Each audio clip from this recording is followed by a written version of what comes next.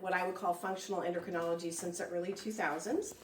And probably about 2010 is when I actually started teaching. So even in my own practice, I've done a lot of, lay lectures like this, which is so much fun. And then I got involved in teaching to other healthcare practitioners. And that's kind of led me, truthfully, all over the world. So I feel very blessed to, have the training that I have and also to be able to share what I do and what I love. Because this is, even though I'm a chiropractic physician, the majority of what I do is what I would say is functional nutrition. That's like my passion, my joy, because I feel like this is a gap for a lot of us, especially in a world of trying to navigate. I don't care what age we are, but when we talk about the effects of stress and how not just affecting our hormones, but literally affecting our vitality and how we move through this world, I don't think there's anything that's more important. And what I'm going to share with you guys tonight, I'm going to bring you along a little bit on a physiology journey because I think it's important to know a little bit about how your body works. But I also want to share with you, okay, what are practical things that you can do? Looking at maybe things to include in your diet or to reach out maybe to Dr. Traeger or someone like that to have more guidance when it comes to supporting, our stress response, supporting our hormonal health. What kind of diet or what kind of exercise, what kind of movement should we be doing? What are the things that matter when it comes to this, right? Because there's so much more potential than popping a bottle that is a prescription. You know what I mean?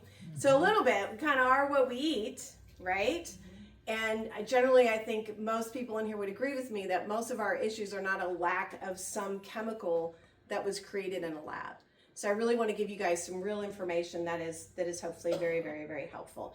And even though this is titled Hot and Bothered, I got some men in the room.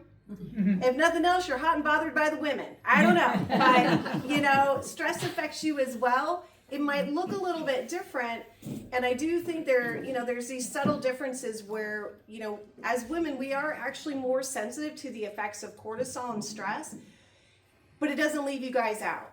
So even though this is tailored to the majority of the room, which is females, there are definitely pieces in here for you guys as well. All right. And so since I have to push my own button, I do want to kind of bring up, this is some of the challenges that we as women face. And yes, men, you can see yourself somewhat in these statistics, but kind of the scary part is that 1 in 4 women will die of heart disease. That's pretty terrifying, especially since when we experience issues with like a heart attack that's coming, it is very different than what men experience.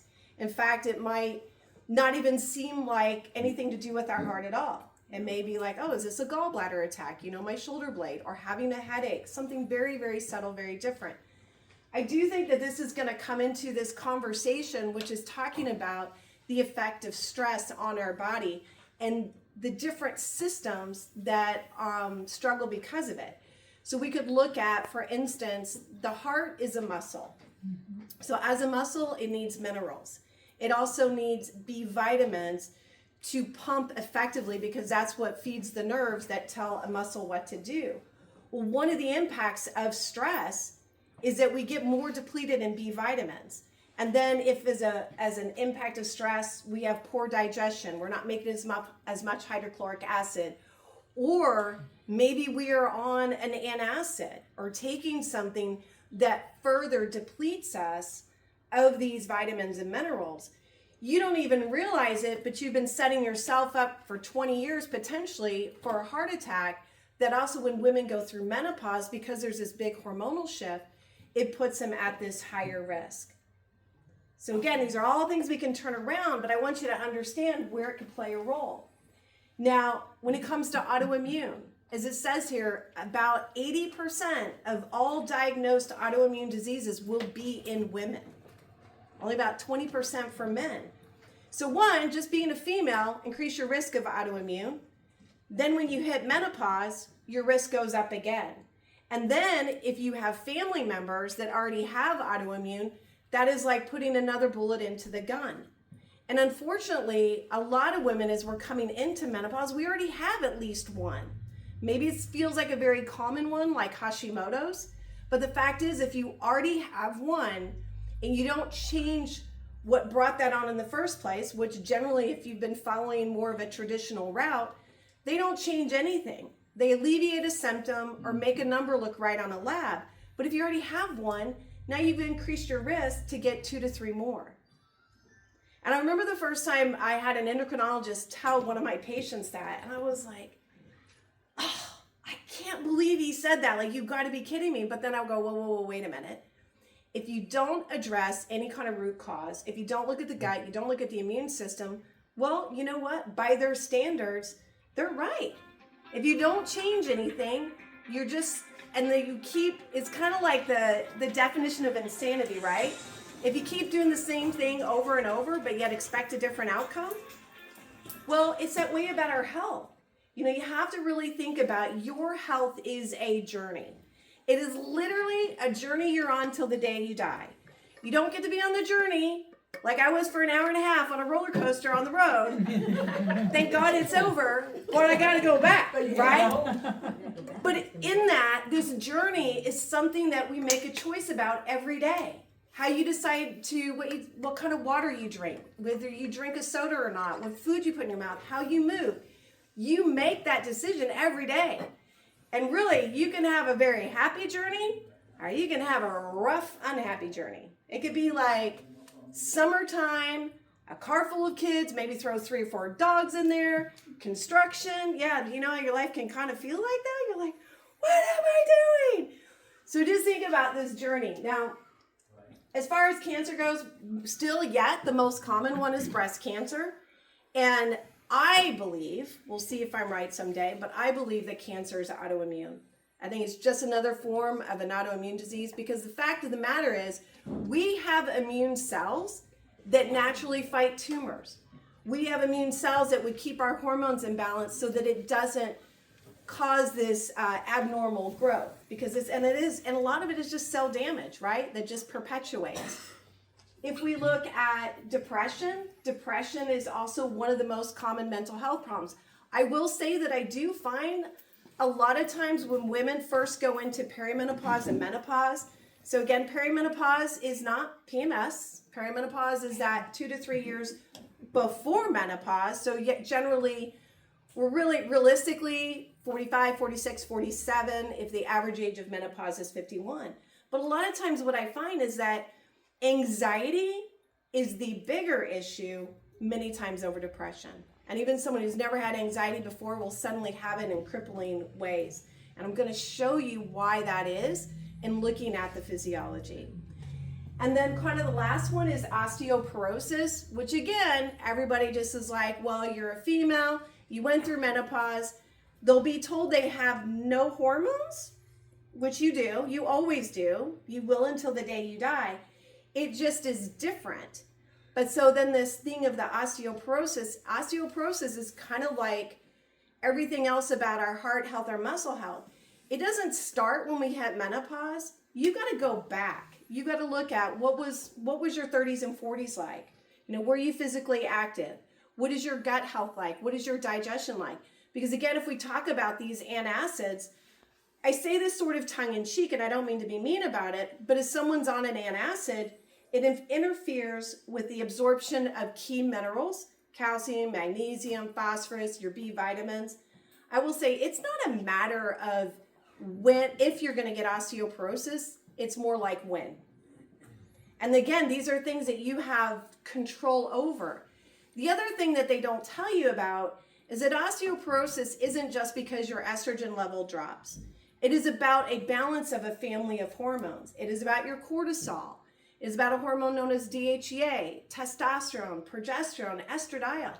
So your steroid hormone family that continues to function after menopause, you guys always have it going on. And we can talk a little bit about andropause with you guys, but it's still there. It's just, did we lose that balance? Okay, so I kind of like saying, can't have a happy ending to an unhappy journey. We sort of try, and then somehow we're disappointed when it doesn't work out. So it just kind of looks at what are some of the challenges.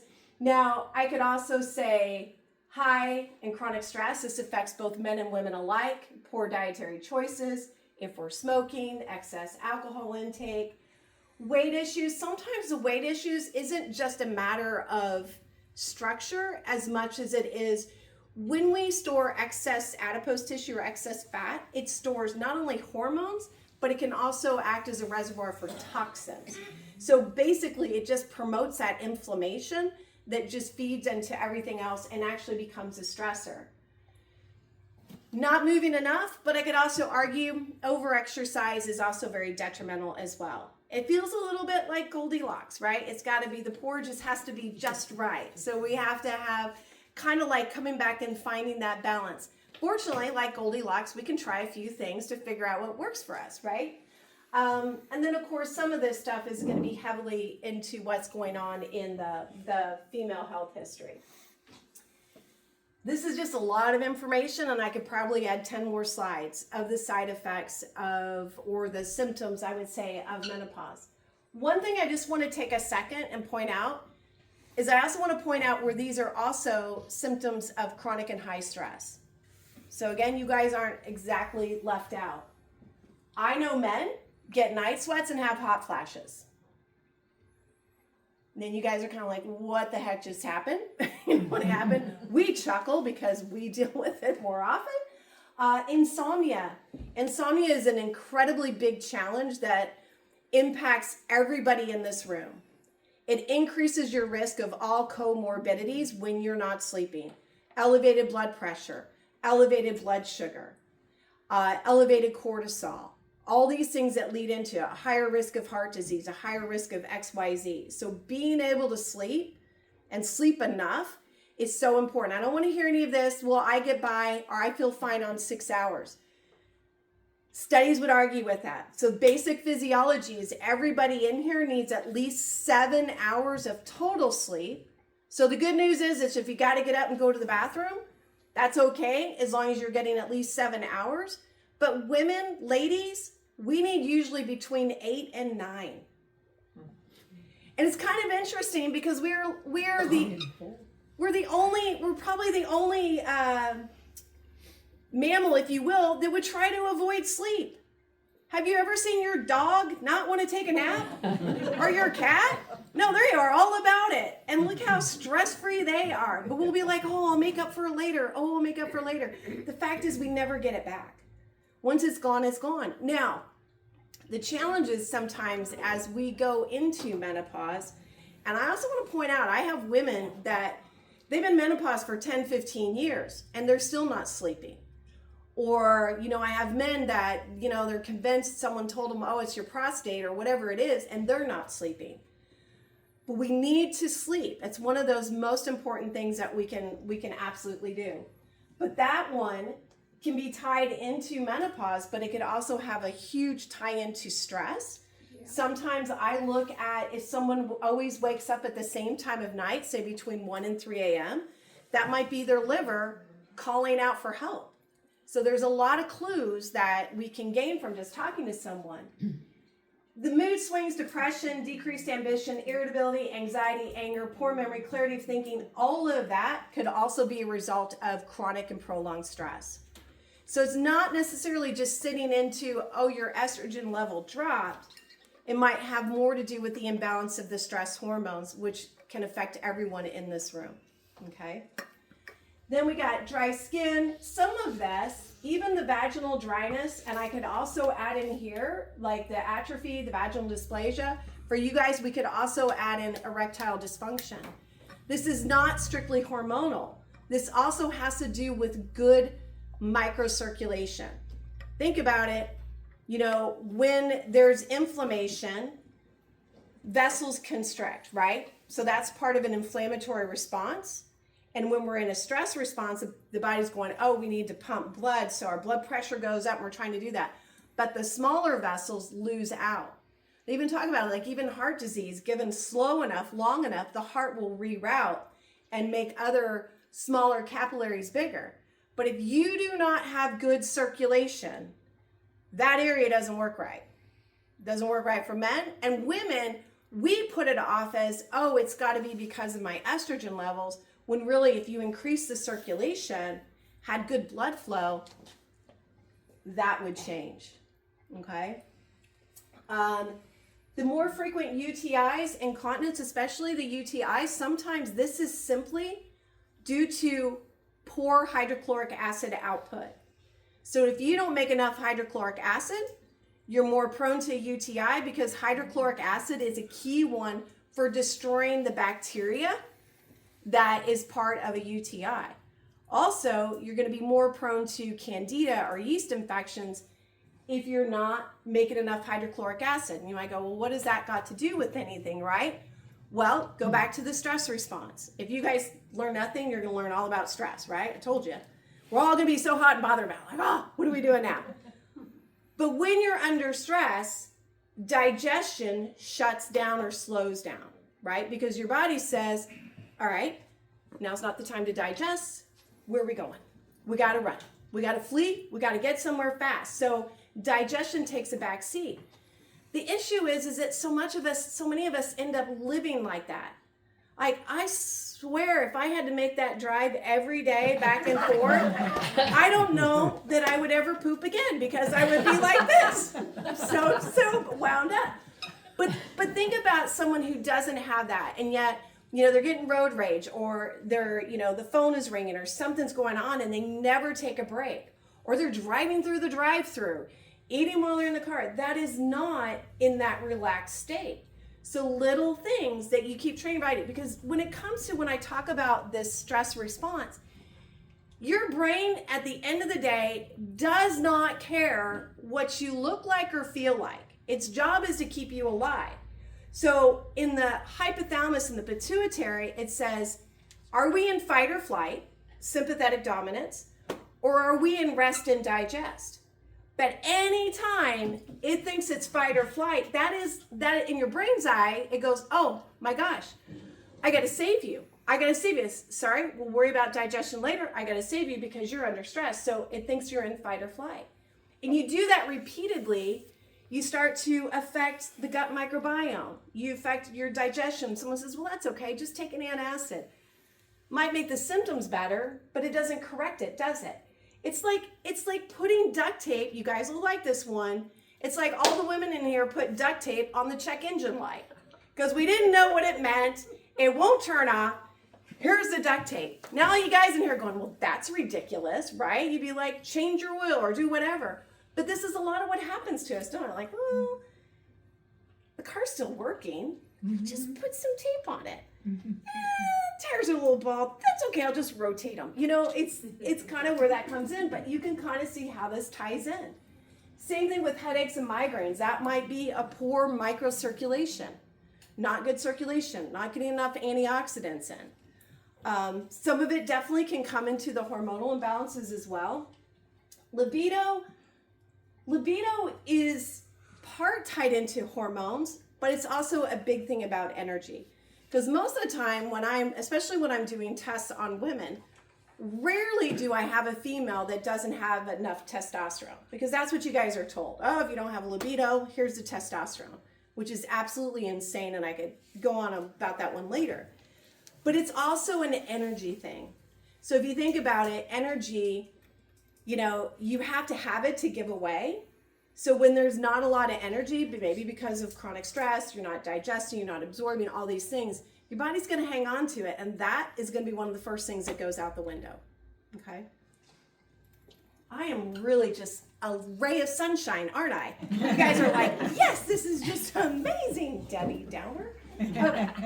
Water retention and bloating, weight gain, and then this could be digestion. This could have to do with a cortisol imbalance. Sometimes, even though we're through menopause, the fibrocystic breasts can still be problematic. They're dense, they're lumpy.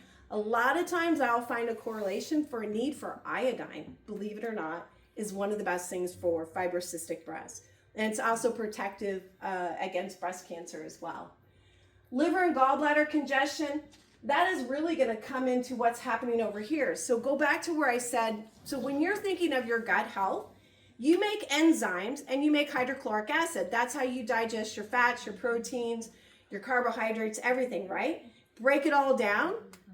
have fiber that comes in, kind of slows things down so you're not moving through too fast. So when you get to the small intestine, you'll be able to absorb things. Well, if you don't have enough hydrochloric acid, you're not going to stimulate bioflow effectively. If you don't stimulate bioflow, guess what? In that little gallbladder, you start making these little stones because it's not moving. So it starts to get sort of gummed up. Certain hormones, such as estrogen being out of balance, can also make the bile a little more sluggish.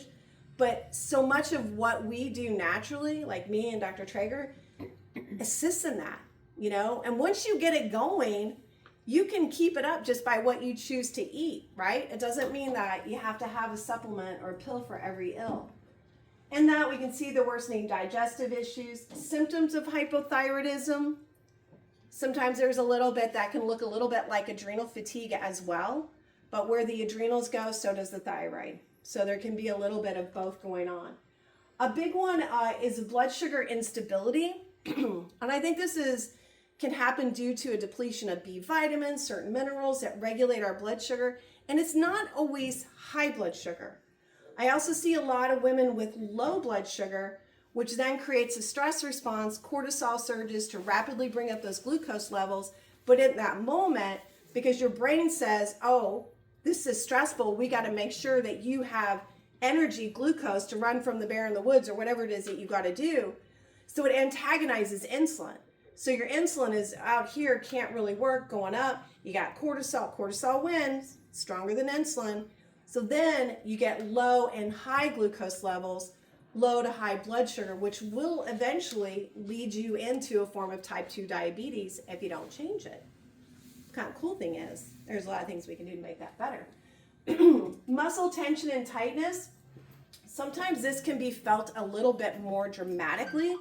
And this has to do with women in particular with a shift in hormones and in particular lowering levels of progesterone because we're no longer ovulating. In men though, it can affect you guys similarly because your progesterone comes from the adrenals. But if you stay under high stress, that level gets lower and lower. And so a hormone that naturally makes you feel more relaxed, more flexible, you might find that you're much tighter than you used to be. And this is really when I get into talking about lifestyle that becomes so important, the type of exercises that we do to help with that mobility and flexibility. Of course, I talked about the osteoporosis, the potential for cardiovascular disease, loss of subcutaneous fat and increased wrinkling. Some of that this is really to me like a little bit of the impact of cortisol because it causes muscle to break down and can affect the connective tissues. So you lose more of that youthful look. To be fair, guys, don't we see this when people lose weight really fast or they do like a GLP-1 and that, causes basically starvation? And what I see clinically is many times on those type of drugs, the body's trying to figure out how to balance this out. So I'll see really high cortisol surging. Well, what does that do? It causes that muscle wasting and that loss of, subcutaneous fat. So it's all kind of in there. I promise it gets better. I really do. You're going to love me at the end. I promise, I think. Okay. So basically, for everybody in this room that wants to know what menopause is, it's one of those things that's diagnosed after the fact. So that means once you've gone a full year without having a period, woo, you can say you're in menopause. And I bet everybody in here that's already there is like, yes. You talk to any female about the age of 50, 51, 52, still having her cycle, it's just like, really? Is this going to be the last one? Come on, let this be the last one. So I look at it, we all get there, right? Now, do I have women who've had a hysterectomy? Yes, or different things that have happened. But at the end of the day, we all reach that natural age of menopause. And no matter who we are, as long as you have your adrenal glands, which you can't really live without, you have a design to be healthy. And that's the beauty of it. We were made to go through menopause, right? We were made to not have a period forever. But our backup system is our adrenals. Just like adrenals support male health and balance. So I have news for you guys. Your testes, all they make is testosterone. So when you look at the rest of that family of hormones, that comes from the adrenals. And how a lot of that is regulated, converted, or eliminated comes back to your liver health and your digestion health, okay? So you guys probably don't want to know all of this, but this is just basically the physiology of what happens. So we have certain pituitary hormones that increase at first because of changes in our body. But as you can see, we don't need high estradiol anymore. That's what causes us to ovulate. But estrone, a slightly weaker hormone, stays maintained or should be maintained even as we go into menopause. Now, the reason I have this one is just to point out that, where our source of hormones, especially hormones like, estrogen and so forth, it comes from the adrenals. So the DHEA is a very abundant hormone that our adrenals make along with cortisol. And they kind of keep each other in balance, but the DHEA acts as a precursor. Here's the problem. When we're younger and we have and that could be any age because it depends on how resilient you've been. But when you're under stress, cortisol and DHEA would elevate together. Say, all right, we got this. And then we're like, okay, now we're back to, whoa, we got this. And then we're back. Unfortunately, most of us go through our 30s and 40s. Everything, it becomes a fire. Well, because you just can't make an endless amount, what ends up happening, DHEA starts to decline. And yet here we are with all this cortisol. So then we feel more the impacts of cortisol. Now the reason men do a little bit better than we do is because they make another androgen hormone, testosterone, that has a little bit more balancing effect, and they make it much more abundantly than we do. And that's why when I say women are more sensitive to the effects of stress and the effects of cortisol, that is why, okay? So when we look at, okay, how do we find this balance? And I think from menopause and beyond, this is how do we find balance, period, in our life, whatever age we are. Because, many of us, have you ever said something, I wish I knew that 10 years ago? I wish I'd started that 10 years ago. We probably wouldn't listen to ourselves, but there's a lot of things that we're like, oh, if I'd only known. But the fact of the matter is, I always say it's never too late to be better, feel better, and live a better life. Anybody can make a decision leaving this room to change at least one thing that would improve their overall vitality. So when I think about this, finding balance after menopause, this could also be finding balance right where you are right now. So the liver, of course, is an incredibly resilient organ.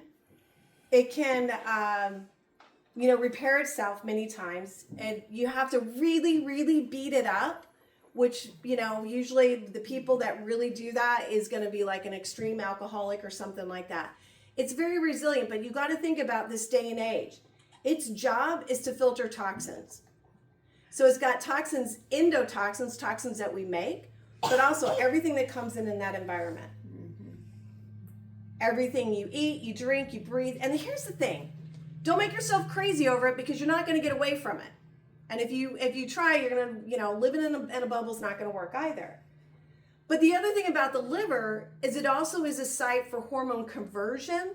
So how some of our hormones convert, and also saying, all right, you need to go out. So a lot of our hormone elimination is through the bowels and also through the urine, but that's because of the liver. The kidney is the other major organ of detoxification, but the kidneys are not a site for any kind of hormone conversion. So for instance, when you think about thyroid, most people know about their thyroid a little bit more than they do anything else, right? Because that's been talked about. But 60% of your thyroid hormone conversion of T4 to the active T3 happens in the liver. So if you just think about that, don't you want your liver to be healthy? Right. We want our liver to be healthy, and that's one of the things that we can start with. And it's not as complicated as it might seem. Now, we have excellent herbs that naturally support it. Things like schizandra, globe artichoke, milk thistle protects it. There are really gentle cleanses that I know I do in my office, and I'm sure Dr. Traeger does as well, that is really just about moving that needle. When we think about food we eat, when you eat beets, when you eat dark leafy greens, when you encourage fiber, when you eat things that are very bitter tasting, these are all going to support those pathways. You can even drink a tea, right? You could even get a like an organic liver detox tea or something like that. You could drink that every night. Something just to kind of keep that going. But it's a major importance. I don't think we could ever say enough on gut health. Now, I haven't been to any of your other talks, but I would imagine that sneaks in there more than once. Am I right? Mm-hmm. You just have to think about, like, it's not just what you eat, it's what your body's able to do with it. And I would say when it comes to the gut health, this sounds silly, but one of the most important things is pooping. I know, but you would be amazed at how many people don't poop, or they barely poop. Like, it's rabbit turds and they think that's normal. I'm like, oh, no, right? But if we don't eliminate, so especially in the exit strategy, right? If you don't have a good bowel movement, those toxins, those hormone metabolites, everything that you were trying to eliminate just sort of sat there, it's going to go back into circulation. It's going to go back into the bloodstream. And then it's like, okay, now what are we going to do with it? And there does become a point where your body says, okay, we've been trying to do this. Well, I guess I'm going to store it there. Well, here's some fat cells. I'm going to store it there. Ooh, wait. Oh, I can put this in the brain, like aluminum. So it'll rob Peter to pay Paul, or do whatever it needs to, because again, just says, you don't have to look good. I just have to keep you upright and walking. So do not underestimate the importance of your gut health. And, there's so much we have control over. And I would say probably one of the biggest issues is that we don't get enough fiber. They say if you go back in like the 30s and 40s and maybe even further back, the average adult consumed somewhere between 40 and 50 grams of fiber per day. The average adult now consumes somewhere from like 9 to 12 grams of fiber. Even the RDA says you need 30, so that's too low. But we're barely meeting a third of it. And some of that has come from what we've done out of convenience and also without knowing. Do you realize that when you buy something, a bread on a shelf or something that's processed, they take the fiber out because it will last longer on the shelf. And then if you're a restaurant, we take the fiber out because then it will cook faster.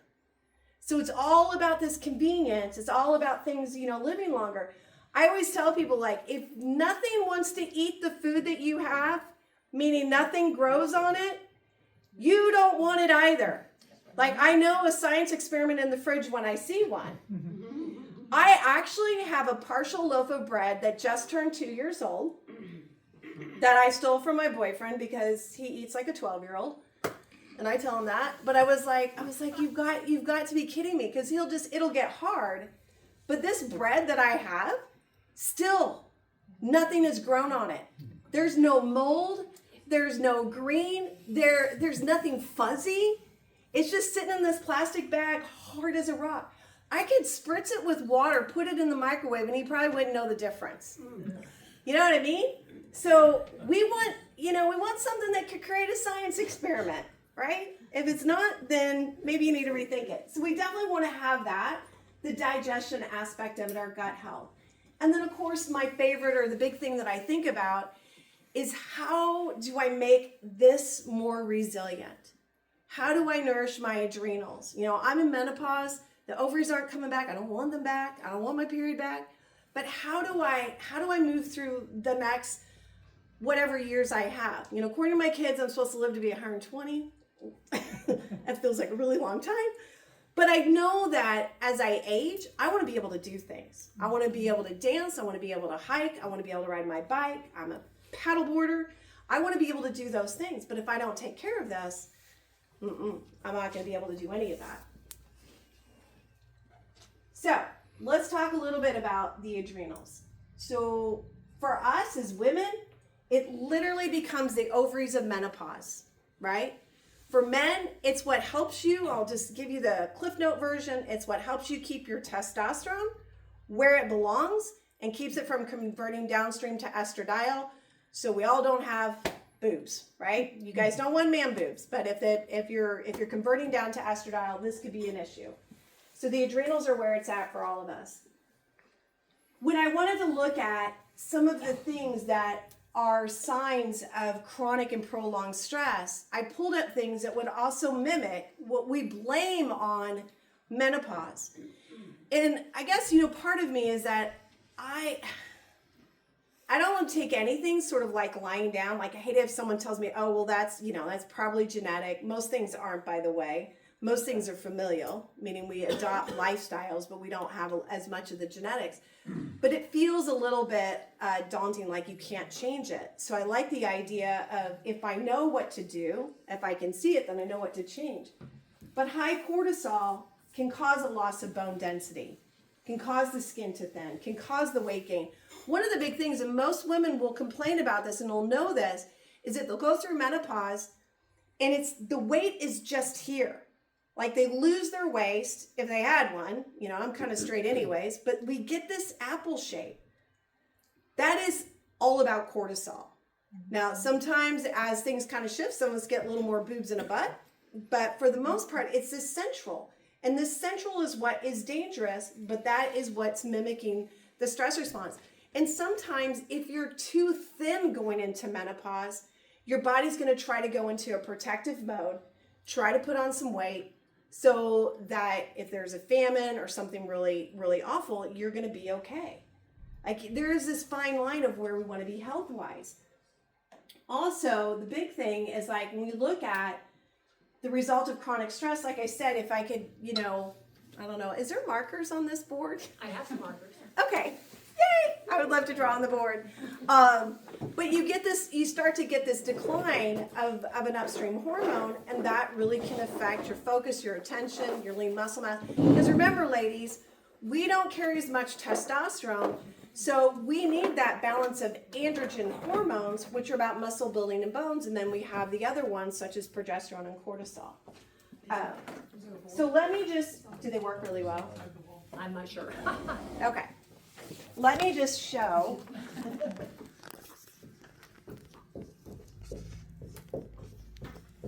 So first and foremost, everybody, to make your hormones, you got to have adequate cholesterol. So anybody in here have been put on a statin, you're like cutting yourself off at the knee. Just going to say it. I know. I'm not very optimistic, am I? You're truthful. It's true. So I'm just going to kind of show you a little bit, and then some of it I'm going to shorten, but it's going to be okay.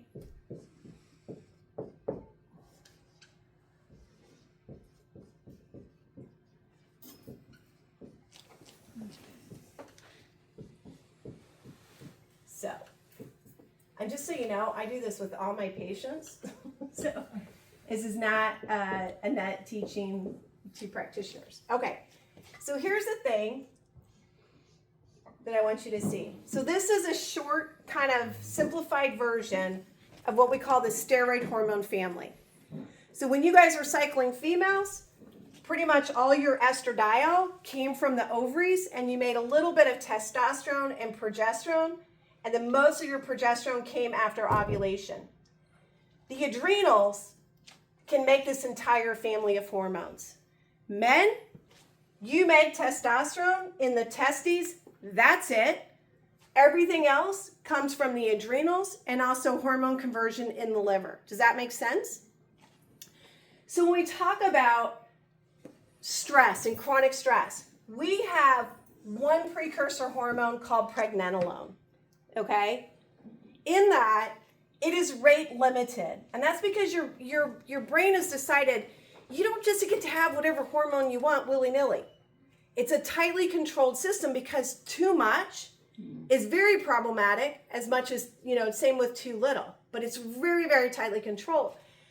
So also in the cholesterol, it is not uncommon, especially as women or anybody in here under stress, to see our cholesterol go up. So a lot of times ours will go up after menopause, but also it'll go up under times of stress. Now, why?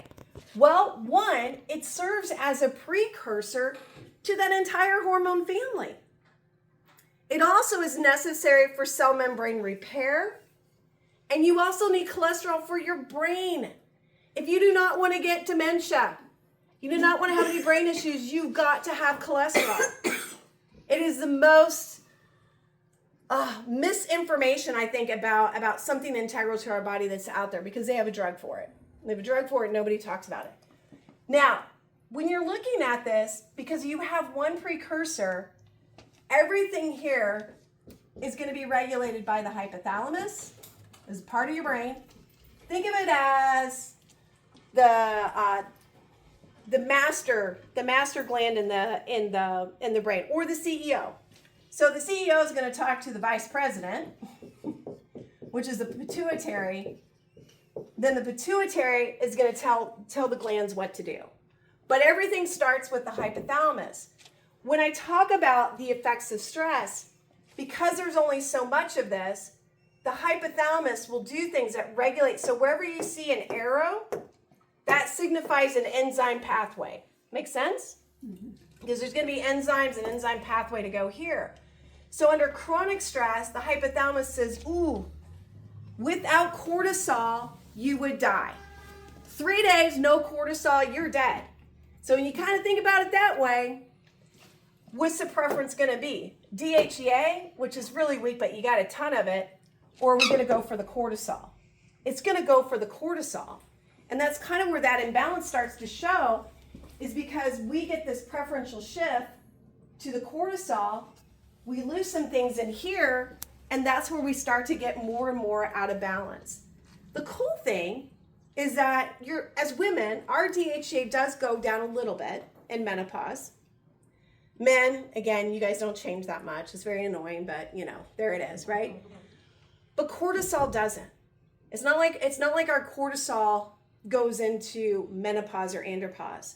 So really this out of balance is going to come from just not getting off the hamster wheel, not getting out of that stress response, or not doing the things that make us more resilient, which means more balanced. Okay? It's kind of like you don't want everything to be a fire, right? Do you guys know the game Whack-A-Mole? I feel like some of us live our lives like Whack-A-Mole. We're constantly whacking the mole and never just being at peace or having that time to recover. And that's what I want to show you guys about. Any questions so far? Good? Does it make sense? Yes. Okay, there will be no test later, I promise. So I just wanted to make sense. So kind of as we're looking at all of this, we could also argue what's stressing us. So I said this a little bit in the beginning, but you have to sleep, you have to digest, you have to keep your blood sugar balanced. We need to manage or heal from chronic inflammation, right? You can't walk around. Chronic inflammation is not okay.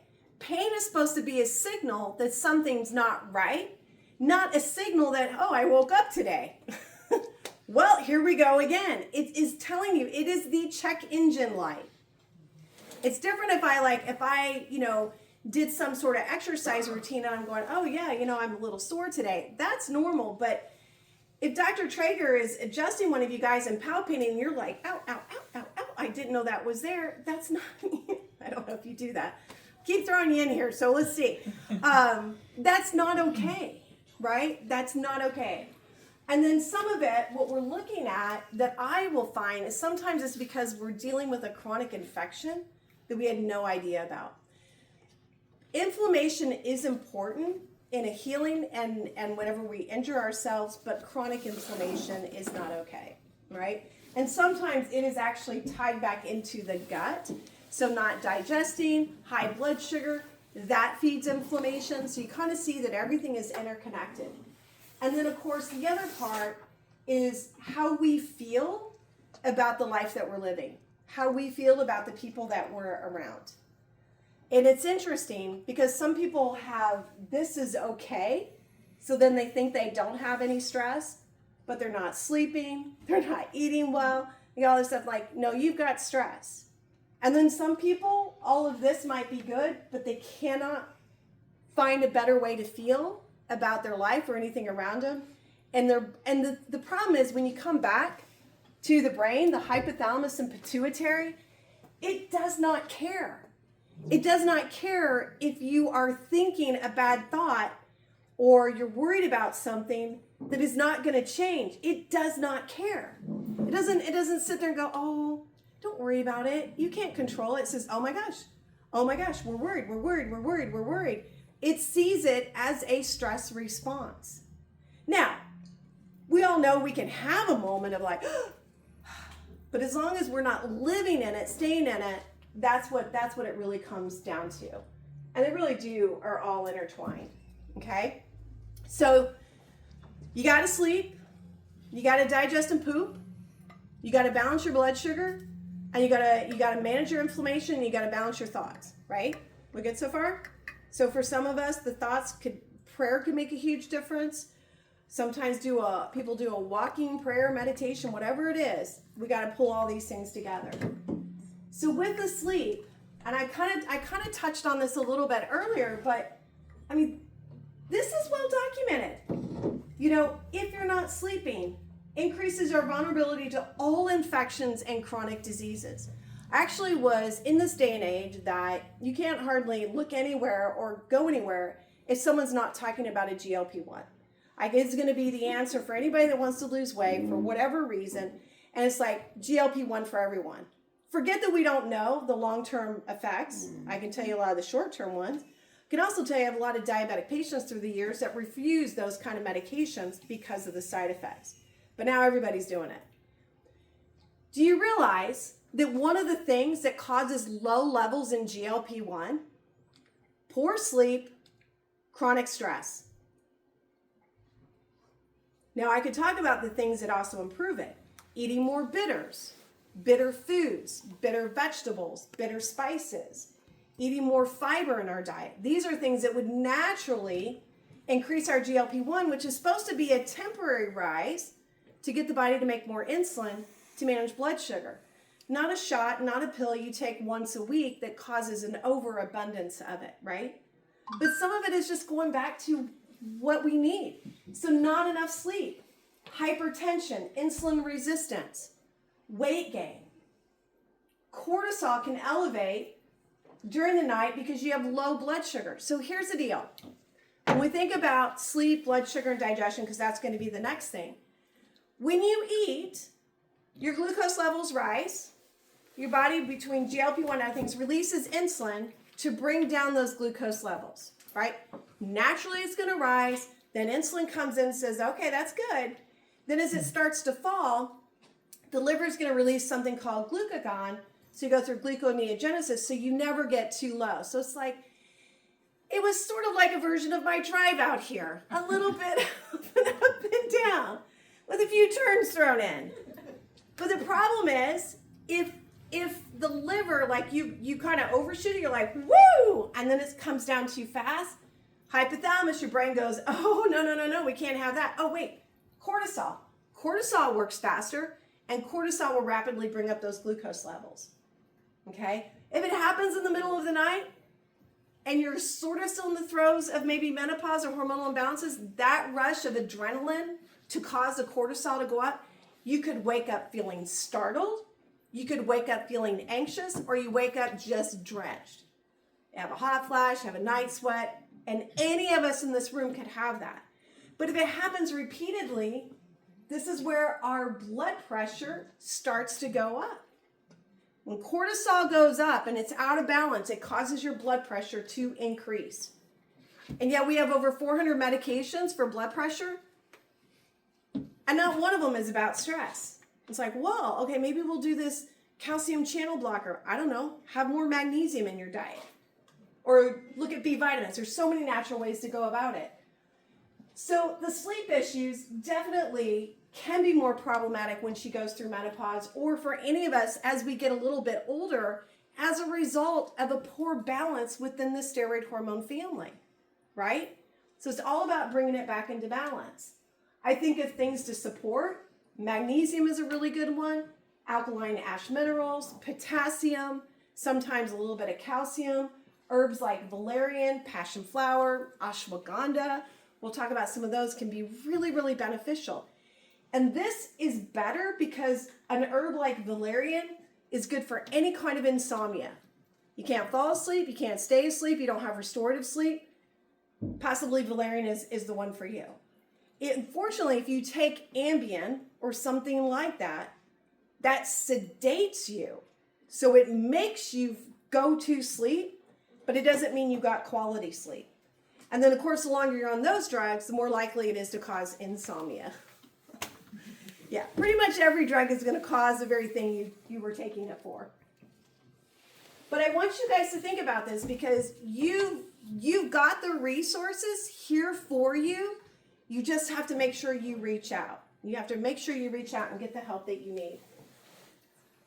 Okay, so I already did that one. So the digestion, the blood sugar. So I've talked a lot about how stress affects it. So when we think of bitters, these are anything that kind of, well, basically anything that doesn't taste sweet. But your bitter vegetables, arugula, spinach, kale, Brussels sprouts, cinnamon. Do you know cinnamon's a bitter? Cinnamon is a bitter, and it's also really good for digestion. You can use ginger. Make your own ginger tea. Not only is it a digestive aid, it's also really good for joint inflammation and joint pain. So when we think of the gut, we want things that are more warming. We don't want things that are so cold per se when we think about like herbs and so forth and bitters, because that's what's going to aid in our digestion.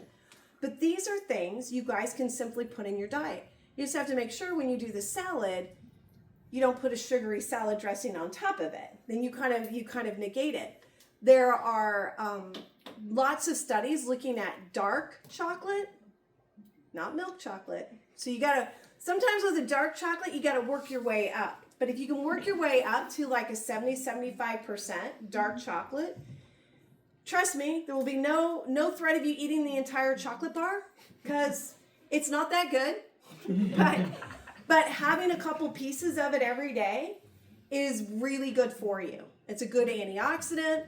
It's a very good bitter. So it's good for the body in a lot of different levels. So that is something that also in that can also improve enzyme production and hydrochloric acid.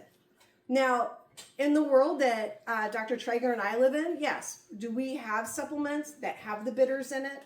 We have the enzymes, we have the hydrochloric acid when someone needs that help. But I'm always encouraging the work on the diet, right? And you've got Deborah to also help you in that as well. But that's where the solutions lie. Sometimes we need that additional support to get us over the hump, right? But then just what we put in our mouth will make a big difference. The big thing about blood sugar, and again, like I said, I probably deal with as many people with lows as I do highs.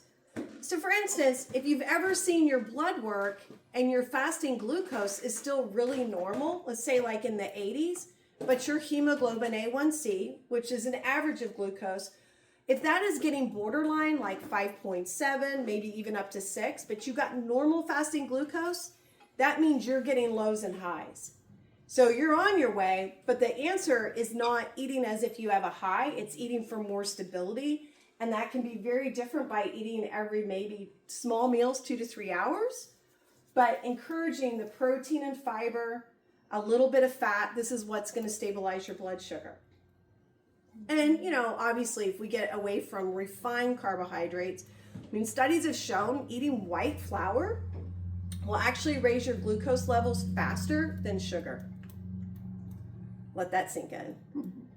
Yeah, plus nothing wants to grow on it, right? Another thing we can look at is essential fatty acids. So these are your good fats. So this would be like a fish oil supplement. This could also be eating an avocado, using olive oil, avocado oil, eating sardines, eating fatty fish like salmon. These are going to be the things that are also going to improve that insulin sensitivity as well. Make sense? Now, if you were already, let's say someone in here is already pre-diabetic or diabetic. Yes, don't eat every 2 to 3 hours because you're already insulin resistant. So someone like that, it's better to eat only 2 to 3 meals, get your blood sugar more balanced, still using these same things.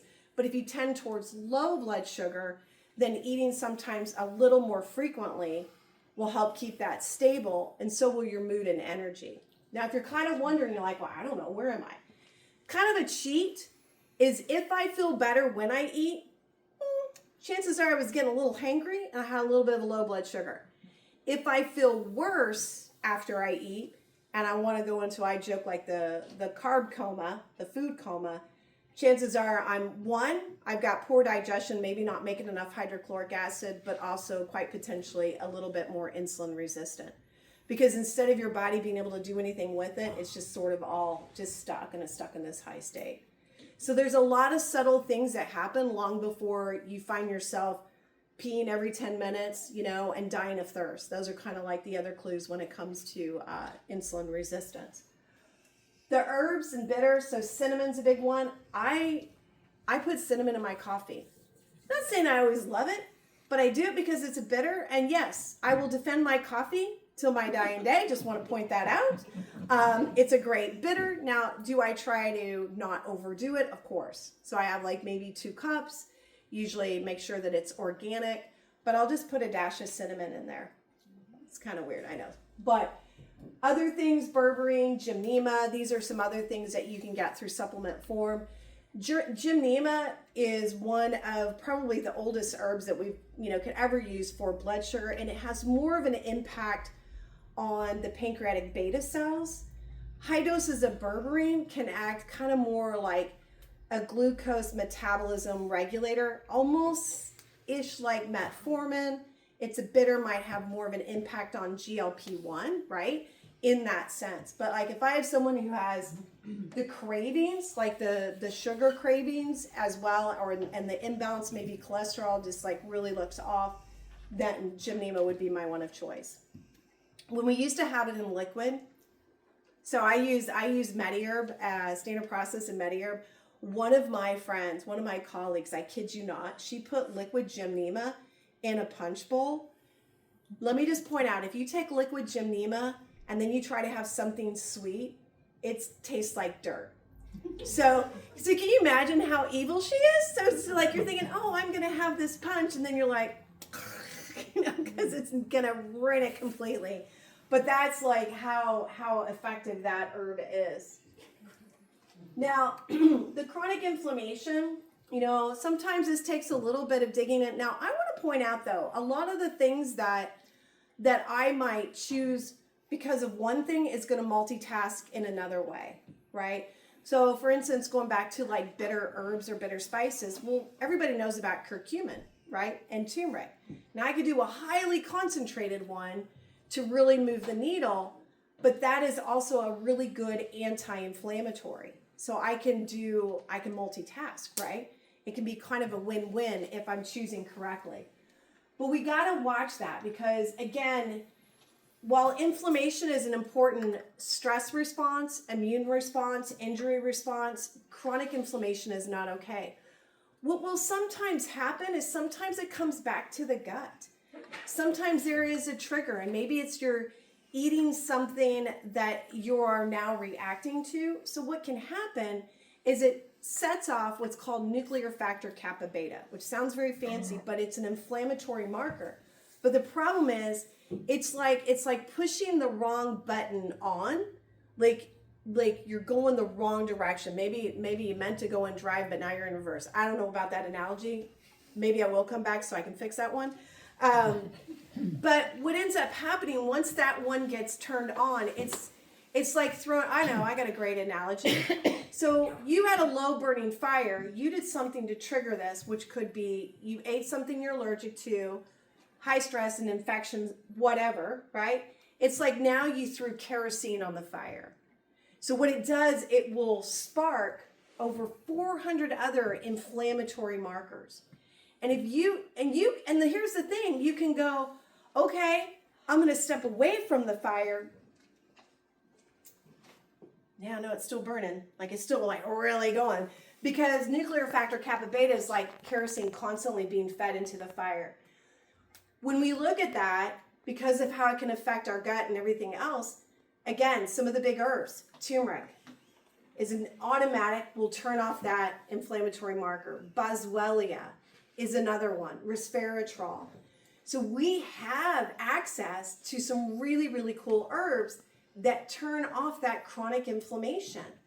And the cool part about it is if you kind of imagine, now, you start on turmeric, it's not like the firemen came in and just put out the whole fire immediately, but it's little by little by little by little, it gets better and better and better.